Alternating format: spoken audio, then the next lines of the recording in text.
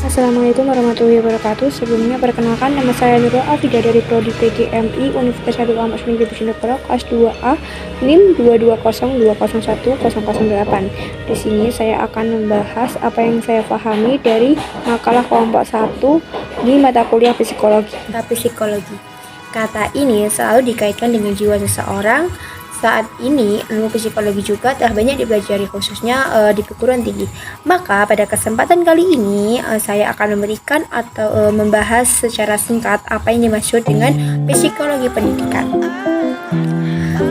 Pengertian dan ruang lingkup psikologi pendidikan.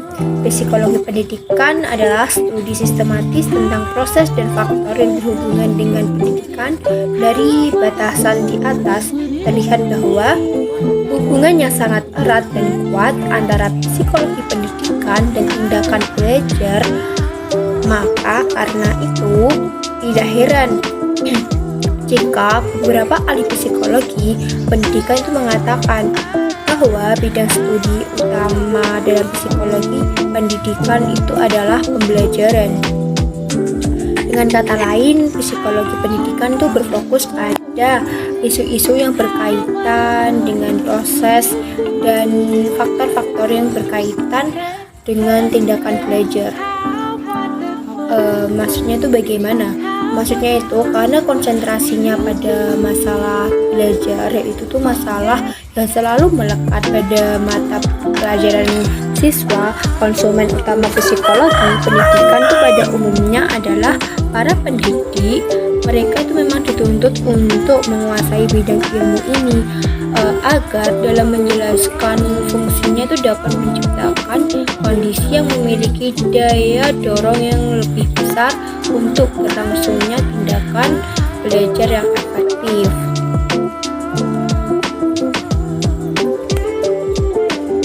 Konsep dasar ilmu psikologi pendidikan itu juga memberikan pemahaman tentang anak itu sebagai pelajar, bagaimana anak belajar, bagaimana guru memotivasi anak belajar, dan bagaimana guru juga mengevaluasi hasil belajar.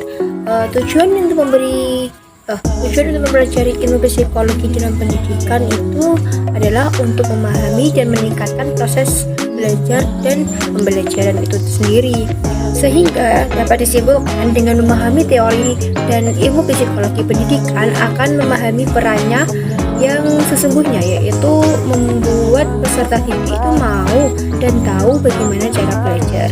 Beberapa ahli ilmu psikologi yang menerangkan berbagai proses sejarah ilmu psikologi pendidikan itu tercipta. Di antaranya ialah sebagai berikut. Demokritus pada abad ke-5 sebelum Masehi, sebagai contoh, ahli psikologi pendidikan yang bernama Demokritus ini tuh menulis tentang manfaat-manfaat tindakan oleh sekolah dan berpengaruh kepada lingkungan rumah pada keberhasilan belajar individu, yang dikutip tahun 1961. Sehingga dapat disimpulkan bahwa secara umum pengertian psikologi pendidikan adalah cabang dari ilmu psikologi yang mempelajari tentang karakteristik individu dalam perkembangannya. Dan tujuan dan fungsi psikologi pendidikan itu secara umum adalah untuk mengembangkan pengetahuan dan metode-metode untuk mempelajari proses belajar mengajar pada situasi keseharian yang sesuai dengan tingkatan usia dalam lingkungan pendidikan itu sendiri. Mengutip sejarah psikologi pendidikan merupakan titik awal manusia mempelajari psikologi pendidikan. Dari cabang ilmu inilah manusia itu tahu bahwa tentang perkembangan dan karakteristik individu. Brixton 1978 itu memberi penjelasan bahwa psikologi pendidikan itu fungsinya yaitu sebagai studi sistematis tentang proses-proses juga sebagai faktor yang berhubungan erat dengan pendidikan manusia. Dari bahasa Yunani, psikologi yaitu pske atau berdarah panas. Maknanya tuh hidup, jiwa, hantu, dan logos itu juga artinya ilmu. Sedangkan secara harfiah, apa itu psikologi? Apa itu psikologi? Bermakna ilmu kejiwaan atau perilaku. Jadi pengetahuan apapun yang menyimak tentang tingkah laku manusia, maka itu disebut juga dengan psikologi.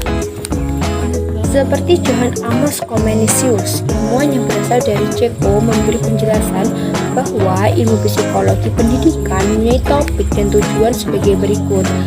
Anak itu sebaiknya jangan dianggap sebagai miniatur orang dewasa. Pembelajarannya tuh sebaiknya bisa menarik perhatian anak itu sendiri. Lakukanlah menggunakan alat peraga sehingga anak itu dapat mengamati, mengalami dan menyelidiki. Dalam psikologi itu juga masih ada yang bertanya-tanya, apa itu ruang lingkup psikologi pendidikan? Jadi itu adalah tentang apa yang dibahas itu mengenai psikologi pendidikan. Ada 4 ruang lingkup dari kajian psikologi pendidikan yang saya pahami, yaitu belajar, terus proses belajar, situasi belajar, dan konsep belajar. Dari ketiga hal inilah perkembangan manusia itu dapat diukur dengan menggunakan metode tertentu. Yang pertama itu belajar. Bagaimana kita tuh paham bahwa belajar itu adalah proses perubahan tingkah laku, kemampuan kognitif, dan juga sikap terhadap sesuatu yang didapat dari proses latihan dan pengalaman. Oleh karena itu, keberadaan psikologi pendidikan itu bisa mengkaji tentang teori-teori belajar, prinsip-prinsip belajar, dan ciri khas peserta didik dalam perilaku belajarnya. Intinya itu pokoknya bahwa fokus kajian psikologi pendidikan itu terkait dengan belajar adalah pada manusianya atau peserta didiknya itu. Terus proses belajar. Pada proses belajar itu fokus kajian psikologi pendidikan itu adalah pada kemampuan peserta didik itu menerima pelajaran dan konsep belajar yang digunakan serta minat peserta didik pada pelajaran dan juga terkait pada metode yang digunakan dan materi pelajaran yang dipelajari. Melalui psikologi pendidikan ini tuh pendidik dan peserta didik tuh mampu mengukur kelebihan dan kekurangan dari proses belajar yang telah dijalani. Hal ini tuh dapat diukur juga terkait minat terhadap metode pembelajaran dan juga materi pelajaran yang diajarkan atau dipelajari. Yang ketiga yaitu situasi belajar. Melalui psikologi pendidikan, situasi belajar didesain dengan kebutuhan peserta didik. Jadi psikologi pendidikan itu menciptakan proses pendidikan yang tidak memberikan tekanan secara psikologis kepada peserta didik itu. Tenaga pendidik akan mampu mengetahui desain atau metode pembelajaran yang baik agar itu mampu membangkitkan semangat peserta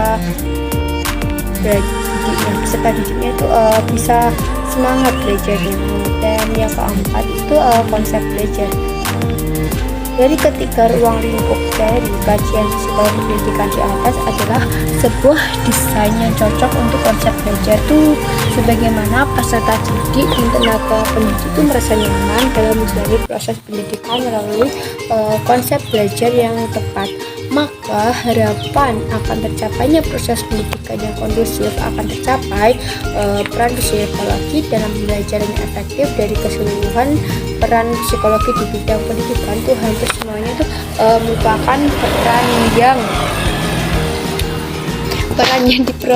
diprioritaskan untuk meningkatkan kapasitas tenaga pendidik dalam mengajar hal ini.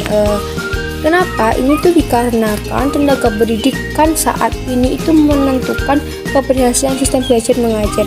Jika sistem tersebut dapat ditingkatkan kualitas dan pendidikannya itu sendiri, sehingga peserta didik dapat memperoleh pendidikan yang memadai, merumuskan tujuan pembelajaran yang tepat, menyusun metode pembelajaran yang sesuai, memberikan pendampingan terhadap pendidikan, membangun lingkungan pendidikan yang kondusif.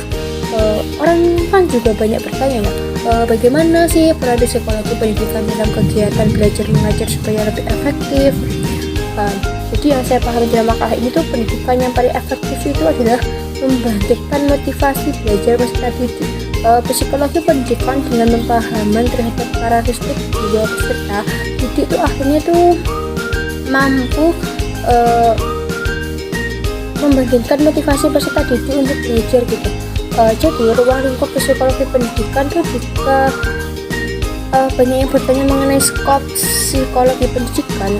Maksudnya itu bertanya tentang apa saja yang dibicarakan oleh psikologi pendidikan. Maka berdasarkan berbagai buku psikologi pendidikan, mesti jawabannya itu berbeda. Sebagian buku menunjukkan lingkungan yang luas, sedangkan buku yang lain menunjukkan lingkungan yang lebih sempit atau terbatas. Buku yang lingkupannya lebih luas tuh biasanya membahas tentang perkembangan, hereditas, dan lingkungan, kesehatan mental, evaluasi, belajar, dan sebagainya. Sedangkan buku yang lingkupannya itu lebih terbatas atau sempit itu biasanya itu berkisar pada proses belajar mengajar saja. Perbedaan ini tuh sangat dipengaruhi oleh penulis dalam menulis buku itu. Ada yang bermaksud hanya memberikan pengantar saja sehingga itu pembahasannya cukup luas tapi akan kurang mendalam. Sebaiknya ada yang lingkup pembahasannya tidak luas, yaitu tuh mencakup proses belajar, tapi pembahasannya tuh cukup mendalam. Walaupun demikian, pada psikologi pendidikan tuh membahas hal-hal seperti hereditas dan lingkungan, pertumbuhan dan perkembangan, potensi dan karakteristik tingkah laku, mental dan pendidikan, evaluasi hasil pendidikan. So, itu perlu diketahui bahwa banyak buku psikologi pendidikan yang tidak memberi judul-judul dengan kata-kata psikologi pendidikan, tetapi padahal buku itu benar-benar buku psikologi pendidikan. Dalam arti buku psikologi pendidikan itu sudah menjadi pokok-pokok pembahasan tertentu dari psikologi pendidikan. Cukup itu yang dapat saya pahami dari makalah kelompok 1. Jika banyak yang terbelit-belit dalam omongan atau kurang sempurna, mohon dimaklumi. Cukup sekian, akhirul kalam. Wahumma fiq ila aqwamit thoriq. Wassalamualaikum warahmatullahi wabarakatuh. See you next time.